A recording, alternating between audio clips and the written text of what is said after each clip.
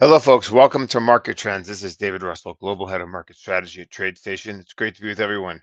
Today is Thursday, October 23rd, 2025. Hope everyone's having a great day.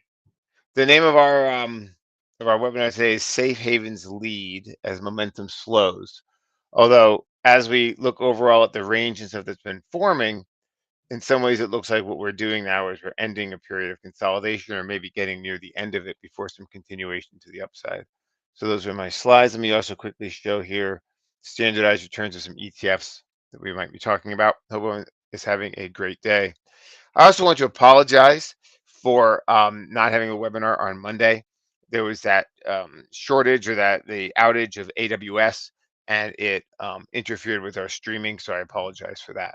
So the big thing we're going to talk about today, actually, in some ways, is Tesla going from red to green, and kind of a new thing in growth, which Tesla embodies. A shift a little bit, maybe to a certain extent, from AI to energy tech, and then also some of the clarity we're getting on China amid a bunch of other catalysts that cause uncertainty. And then some other interesting things happening with emerging markets, especially the Brazilian names I want to cover very quickly, and metals. So basically, this is our hourly MT hourly MT hourly chart that we have shared with you guys. Remember, if you go, let me remind you here, go to tradestation.com, go down the page and click on this blog post, and this will bring you to today's. There we go. All right. This will bring you to the blog we're doing today, or some of the things we're going to be covering today. And it's interesting. We kind of talked about how there was this kind of strength in safe havens recently, but at the same time, that in some ways could be viewed a little bit potentially as a period of consolidation before things come back. So I think it's interesting to kind of see that, in sometimes when things are, I think, are in a bullish market, things look bearish and they pause and they stall. And in other conditions, it would lead to more of a correction. And other times it turns into a kind of sideways consolidation. And that might be what we're looking at right now. So I want to point that out. So interesting here. Let's look over on this chart that we have. Now, this is, remember, if you're in the blog post and you go up here, downloads are available here, you go into the zip file. Um, the materials to create these workspaces are in that zip file. So basically, we actually did change this one though. This used to have Bollinger Bands, and we instead changed it to price channel with 70 with a 70 period extension, length. So what is 70 periods on an hourly chart? Well, if you're looking at normal stock, not futures, you're looking at something like like SPY or whatever. We're looking at SPY here. It's basically going to tell you the look back of of um, of 10 sessions or 2 weeks. So this is going to tell us the highs and lows for the last 2 weeks. And I think it's kind of an interesting one like this. Now, as we look back, this was this big reversal here on the 10th of October. We mentioned at the time that we never held a 50% downside. So we went lower and then we came back and we immediately violated 50% of the move. And we continuously so in many ways, it invalidated that bearish move as an outside, as a bearish signal. It's also interesting that yesterday we can see here from the way these little circles are. This shows us the weekly levels. So this will show us a weekly low on the hourly chart. One of the great things at TradeStation, you can, when you use the charts like this and you use the show me's, you can mix basically time intervals. So this combines weekly time frames with hourly, and it shows here that this is these are weekly lows. So yesterday we made a weekly low and we kind of held that, which is interesting. We briefly went negative for the week, and we didn't want to hold negative for the week, and that was an interesting sort of signal to see yesterday. All right, so I want to look at Tesla. TSLA earnings were kind of good and people sold it, but now look at how it came back. Now look at the price channels here. You can see that this was the 10-day low from back here on this candle here on the 10th, and we came back down. We just tested near it, and we came back and went from red to green. Tesla, I think, is very interesting when we get into it, but I did want to just show you this right here. This low here on not the this low on the 10th was kind of interesting here. Now look at XLE. Energy has been rallying because of this stuff involving Russia, but also with using these price channels, you can see here this comes down and this shows basically the highest level in the preceding 10 calendar days. And what does that do? This level right here at kind of 89.93 points right back to that high on the 9th. So anyway, it's kind of interesting. It kind of really highlights that you can see here some potential resistance. So we've had this big rip in energy, but also now on this chart, We also can see down here the hourly RSI got overbought. So it's kind of interesting as well. And also another thing I want to point out is Robinhood, some interesting price action in HOOD. And basically it had a false breakdown here. And that was interesting to see how it went under this level. And then yesterday it closed back above it. And also, it's interesting that if you look at the level at 120, also you can see this level at 120 was a low all the way back here on the 26th, and that basically was the bottom of the what do you call it of the price channel, and that's actually where we held. So what's interesting is if you're using this right now, it has line at bid and ask, and basically if you had seen this on Hood yesterday, you would have seen this blue line here up the it's not very clear maybe, but hopefully you can see the blue line is essentially the current price of the stock. It went right down. It would have been sitting right on that price channel. That's kind of interesting. So I want to point that out. That is Robinhood. All right, now it's interesting as we look here at the upcoming events because I did a little bit. I had to figure out this Chinese situation because it's honestly kind of confusing of a bunch of meetings and things like that. So in terms of the catalyst coming up, we do have CPI. On Friday. I'm not sure how important that's going to be at this point in time, but just kind of remember that. Now, if we look to next week, we see basically we have the Fed meeting, and then we have Meta, Google, and Microsoft. So that's kind of a big sort of bunch of news those days. Um, but I think the thing that's also kind of interesting is that the China news could be bigger because then on no, which we basically on the weekend, which is November 1st, in theory, the tariffs against China are going to go higher. So they're now at around 30%. They'll go up in theory if Trump his previous comments actually remain in effect. They'll go to like 130%. So basically, no, I'm sorry. There was the thing. Oh, man, it's so confusing. There's an event in May when they had this meeting in Geneva, and basically at that point they paused the tariff increases. But the long and short of it is this: essentially, the big tariffs will go into effect in theory on November 1st. However, before that, we have Scott Bessent in Malaysia this weekend meeting with Chinese officials. Now, remember, it was Scott Bessent back on May 12th who basically pulled this rabbit out of his hat, coming out of Geneva with this huge agreement. So what do we have now? Instead of Geneva, now it's Malaysia. But you saw the same thing: a weekend meeting, Scott Bessent and the Chinese before a key deadline. So it's just important to kind of realize that. So I want to kind of point that out. And Beston specifically said, we want to have things ironed out. So it was kind of interesting. And then in theory, there's going to be some kind of meeting with Trump right around the same time, October 31st, November 1st. So those things are out there. And if people expect essentially that we're going to have kind of a resolution of these things, those events could be coming potentially over the weekend. So I think the market is aware of that, and that's what we kind of see now. Now, remember, if you want to look at catalyst, another important catalyst, there's earnings. So look over here on our, go back to MT Main, and we go to earnings dates. Now, remember, you can go over here to data, and you can basically go to symbolless S&P 500, and it will import, the whole S&P 500, and then it will do is it will start to populate all the dates here in this column here. So these are all going to come in, and you can sort them by when they're coming due, like this. And I like to also sort, it's going to take a little time, but I like to sort by like market cap. I like to sort by things like that as well to kind of look at the most important ones. So next week we have about a third of the S&P 500 reporting. I think it's the busiest week of earnings season next week, just so you know that. Now, also don't forget after our next webinar, on the 31st, we have Apple reporting. Now, Apple has had some interesting news recently, so I want to take a look at that over here on this chart, on this daily chart. Now, let's look at how Apple here has been essentially, we had these reports kind of here and here, kind of substantiating the idea that the iPhone is now kind of entering a new iPhone cycle, which has been like a decade since we've really seen iPhone upgrades really move the stock, and that might be kind of happening now. So you kind of see us break out above the old highs. So I want to point out something over here on Option Station Pro. So we look at Apple. Now we know over here that we can see from our next earnings date, the earnings are on the 30th. So we know that. So let's look over here at Option Station Pro, and we might actually see here that we have expiration on the 31st, which is the end of next week. And a person might kind of say, you know what, maybe Apple has some upside potential. And if they do, they could click here on this 270 on the ask, scroll down and hold control and click on the bid at the 275. And that would generate a potential call spread for about 94 cents. Let me hide myself so you can see that. But it would generate a call spread for about 94 cents. And that would, make potentially more than 400% if the stock closes at 275 or higher at the end of next week, which would capture earnings. So 275 is up here. So if people expect we're going to see some extension with earnings coming and everything else, that could be something people look at using options. I want to kind of point that out. Now, it is kind of interesting here to also take a look at some of these stocks like Super Micro. They had weak guidance. They were one of the first early ones. Also today, IBM had what was, for all essential purposes, a really strong quarter, and people just kind of hammered it. So I think that's kind of interesting. We also heard that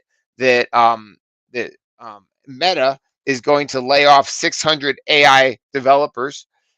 And I'm wondering if maybe now, I don't want to be one of these guys who's calling AI a bubble or anything like that, but I'm just wondering, is this maybe the beginning of the deceleration in just pure AI in terms of building servers and data centers and all this, just this huge hardware side? It's not to say it's going to even slow, or it's not to say it's going to contract. It's just like maybe it's been growing at 50% and maybe even now it starts to slow to 40 and things like that. When you start to see things like Meta laying people off, Supermicro, IBM kind of limping along. So I want to point that out because I do think that that we are getting some potential signs of that, and we're also getting some signs of what that next thing could be, and it involves an electric car maker, which is we're going to talk about, and we have already talked about. But the other thing I want to point out is Nvidia here, NVDA. It does have this kind of big bearish outside candle here. And we've seen Nvidia other points in times like here when it rallies up and gets these bearish rejections, and then there's a period of weakness. So I think here it's interesting just to kind of realize that Nvidia has a tendency to form like back here June of last year, this level here from this was like January. So anyway, the point is just that Nvidia has shown this pattern before, and that's something just to bear in mind, especially because Nvidia has more than a month until earnings. So just kind of want to put that on people's radar, just kind of be aware of that maybe with Nvidia. Now Tesla is a different story. Tesla earnings were pretty good overall, and that's all interesting and well and good. We have an interesting outside day here. But I think the bigger story with Tesla is something else, which is essentially we had kind of talked about at one point a kind of bearish pattern as it kind of was stalling around or below these lows, and I think that has in some ways it hasn't gotten really confirmed. What's interesting is now we have a bullish outside day, and you also see, and you can see this on the hourly chart, but you can see here on the daily chart that we've been basically holding this level like around 420 pretty well, kind of down like 410 to 420 pretty well, and that's been the case now for like a month or so. So I just want to point this out because I think right here when we look at Tesla, um, there's some things happening, and I think basically Tesla's goal now is to ramp up and to do. They say they want to have 3 million units cars, annually in the next 2 years. Now, in some ways, Tesla is changing its business model. They now want to go toward robo taxis and self-driving cars. Their idea now is to basically compete on price and volume and then monetize it on things like the self-driving cars and the robo taxis. And the other thing is energy. So basically, they have these products. I think it's called a power wall you like put in your house, and power pack. I think is the enterprise version for companies and businesses. But the key thing about this is that as they spread and their ecosystem gets bigger, because say they do manage to get tons of cars out there and everyone starts driving Teslas increasingly as a volume question, then they maybe are selling these other products and they might actually kind of become like an Apple, like an ecosystem. And I think it's important to realize that because if you look at some of the great, or I won't say great judgmentally, but just big growth stories in the last 10 to 30 years, and I say that because Amazon started in books, Netflix started in DVDs they mailed you, and both of them have basically evolved those business models into other things that are higher value. So I think it's important to realize that is that Tesla, we have seen this in big tech before. And it's important to realize here that Tesla seems to be at that point. And the other thing is, in some ways, is it the kind of clean energy trade or alternate energy trade or energy tech or whatever you want to call it. This has, deep roots across the country. We've been, upgrading infrastructure and things for a while in different ways. and Tesla can fit into this. So I think this is something now where the narrative on Tesla is something different. Now, another thing about Tesla is that in Q1 they're going to start trying to sell this Optimus robot to the mass market.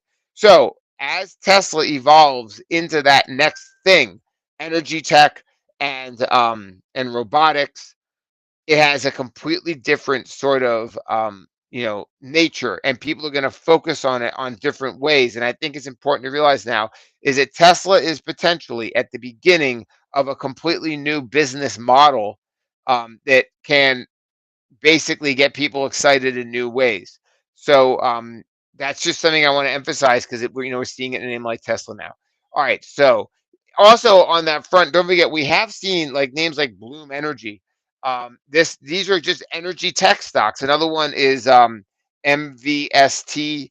These are various kinds of QS.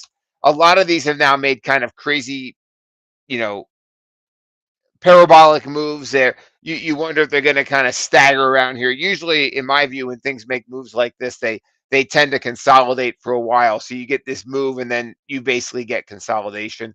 So I'm not really interested in all these individual stocks, but we have seen what I'm saying is that Tesla's not alone in this. There is this sort of new thing about energy, clean energy, and all of that.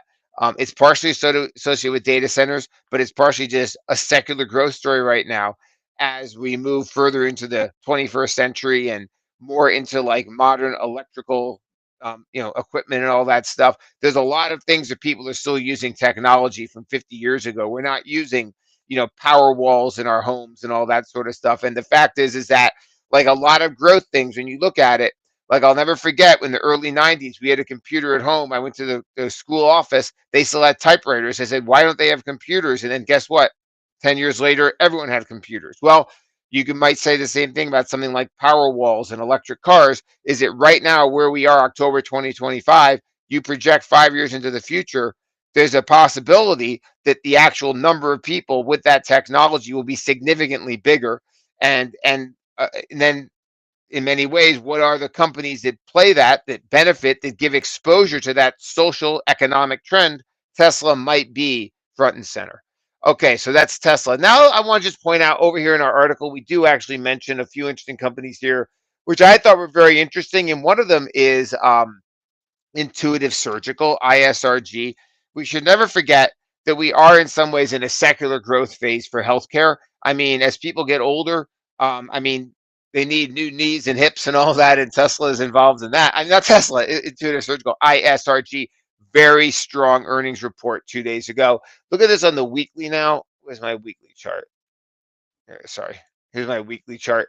I do it a different color so you can see. I mean, this is a long-term growth stock. Now, obviously, a candle like this is something that could have a period of consolidation and something to kind of think about. But I think this is one where this is also when we might want to go over here to MA Tools and then put in ISRG and see, hey, is it going to light up that 21-day EMA? Are we going to get a period of will it sit for a bit and then chop at a certain point and then catch one of the moving averages? It's obviously made a big move here, but I do want to point that out. Maybe something like even like the 8 day, given the fact that yes, it's a big move. However, year to date, look at it. It's still pretty much down year to date, which actually does give it the ability to potentially not have much of a pullback, but a sideways movement, potentially sideways movement for a period of time. So ISRG. Now another stock I don't know much about, but this has been IQV. It's another healthcare name. I'm not sure what's going on with this stock. It's another life science stock that had a good earnings report back here. IQV. Now, if you look over here on key ETFs, one of the things we were mentioning is the fact that you look in the last month and you can see that healthcare has really taken leadership. Now, we had talked about this in State of the Market. We had talked about the way that IQV had kind of broken out and it essentially pulled back a little more than we expected. We had been looking for it to hold kind of 143, but it went down to 141. Nonetheless, healthcare here is in a spot where it has lagged for a long time. And I've always thought it's interesting when you think about healthcare because it is in a secular growth phase because everyone's getting older. We need more healthcare. Nonetheless, the stock has been trading. The stocks have not traded well. So that's just something to think about. There's been signs of kind of better regulatory treatment for the pharma names from the administration. So healthcare here has actually been leading, and IQV which is a life science company, and ISRG. Both of these are potentially part of that. Now, um, Pega, I don't know much about this company either, but they have AI. I just point out these things I see. Earnings breakout to new all-time high, holding that level. This is another kind of data center cloud computing stock. You can check it out. I just think it's interesting. They are, potentially a name that's kind of emerging now. I remember watching it back here and kind of noticing the price action and how tight it was. And now that we have the earnings and it pulled back and held, this might be something people can look for some extension in this. This is actually breaking out to all time. No, it's not all time highs. It's multi-year highs. But want to point out this one, PEGA. All right, now let's take a look at the Brazilian ETF, EWZ. This is very interesting to me. Look at how it rallied and held. I mean, it just comes down and snap, and then it just sits for 3 days and continues. Brazil, I think, is an area here where, yeah, you can say there's political risk, but at the same time, a lot of that political risk might be in the rearview mirror. And the thing is, you have a country that is growing, large, and and relatively the multiples are relatively low on them. So I think overall, EWZ here is potentially kind of interesting. Now, also, if you look over here on Option Station Pro, by the way, I have my symbol linking in effect, so it's automatically pulling the same symbol that I'm looking at. So EWZ here, let's look at November. The normal monthlies in November. And I thought it's kind of interesting here for EWZ that a person might look at something like the 31 and a half to the 33 and basically this spread costs about 30 cents and it's a dollar and a half. So in theory, that could, basically, dollar and a half move that can be controlled for 30 cents is a potentially 400% move if it 400% return if it goes to that level. So, 33 on this name, when you look at it, is would be right around here on the weekly. And that, so I want to kind of point that out because I think that we are in a spot here where emerging markets continue. Look at here at our emerging market, our EEM versus IWM. And, we've talked about how, it does appear that on a long-term chart, the part of the market that could be giving people alpha, if you get to say, I need to pick between small caps or emerging markets, as I'm looking for this kind of like a plan, my secondary, position or something like that. From my view here, emerging markets have actually really kind of potentially made a turn here. And I think you have to realize, look at the global situation and everything else. There has been a shift toward global this year, and emerging markets are kind of interesting. And one way or another is just that some of this kind of tariff on trade uncertainty. What it's actually done is it's made foreign countries trade with each other more. And in the long run, some of this trade uncertainty could very well prove an economic positive for emerging markets. And then because they're trading with each other now and they're not relying on exporting to the United States, and that seems to be happening to a certain extent. And emerging, I just want to kind of point that out. So that was the EEM. Now let's look at some metals. We had talked about Rio and Vale, and they've been running kind of as we had mentioned. We talked about how it was accelerating, running along that 8 day. It looks a lot like Bloom Energy when it started running, down here, Rio. Um, RIO, they do iron ore. BHP Billiton, also here. This one's not actually doing as well. The other one I looked at, there were three I mentioned, and Vale. Vale here is also kind of extending. So these are, basically metal related companies. Now, look at Steel Dynamics, STLD. There's only two steel stocks in the S&P 500. I think there's only three metal stocks overall. You have Newmont Mining, which is gold, and then you have Nucor and you have Steel Dynamics. But look at this rally and hold. Here it is pushing against those old highs. But this is very interesting to me. Look here in the hourly now. You can see also. So from my view here, this is something where people might look for this to extend. I mean, we have a Fed meeting coming up. We have potentially dovish sort of things happening. That to me, I think is interesting. So STLD might be on some radar. Also, look at Freeport McMoran, FCX Copper. Look at Copper HG. It is it's just kind of holding here, consolidating above the 200-day moving average. Now, if you look at Freeport here, FCX, It looks a little bit like, not exactly, but a little like the Brazilian ETF. It rallied up, pulled down, holding the 200-day, holding 40. This is something that people might want to kind of take a look at. FCX. Now, a new name that I recently discovered is called TGB. I can't pronounce it. It's Testico Mines or something. Anyway, look at how this has basically this has basically been, this is an exploration company. So it's one of these companies where they have deposits of copper, and as they explore more, in some cases they find more. And this is ultimately something that, as it unfolds as a story, it can become potentially a growth sort of narrative. TGB. Getting back very briefly to Brazil, I want to mention that there's two other names. NU, it's a it's a fintech. Look at how this thing, has pulled back. This is a Brazilian, some kind of financial services, but it's been a major growth stock, NU. And it's interesting to see how it rallied down, snapped back, held, and then continues. And then the other one is STNE, which is called Stone Co., which is another one. It's a smaller thing, but they're similar companies. They're both Brazilian. All right.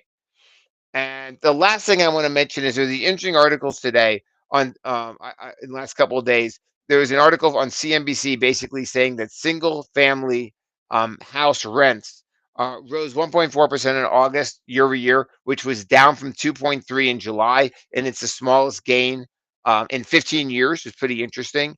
And also, Redfin basically said that the average, a person who can afford, say you're a family and you can afford 3,000 a month in payments, in mortgage payments, as interest rates come down, you can afford a more expensive house. So according to Redfin, um, the average home buyer can now afford, it's called that the average home buyer. The average home buyer can now afford 26,000 more of home value because of lower rates. So it is interesting to kind of see that mortgage rates are kind of inching lower. Now, I've been kind of saying that we have this potential, as the market gets more active, that we're going to just see a flood of existing homes come onto the market. This is a home builder ETF.